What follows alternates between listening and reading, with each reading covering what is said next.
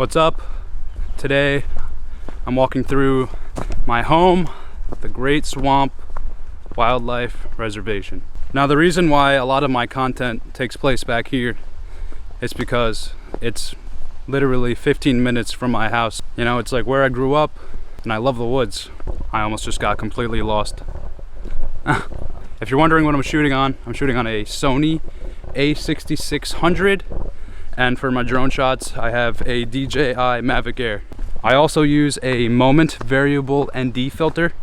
I believe it's the 62mm, and to fit it on this camera I had to get a step-up ring because this kit lens that came with the Sony a6600 I believe is a 55, but it works great. I think this looks so much better than using my iPhone.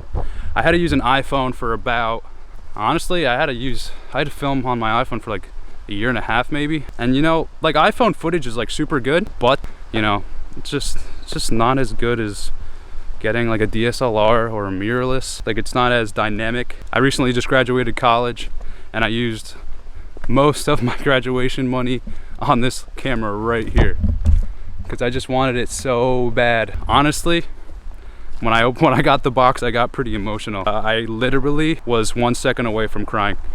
Like just to look at the box, because I've been looking at like Sony Alpha cameras for about probably about 6 months. I follow like a couple pages that post them like every day, and they just look so beautiful.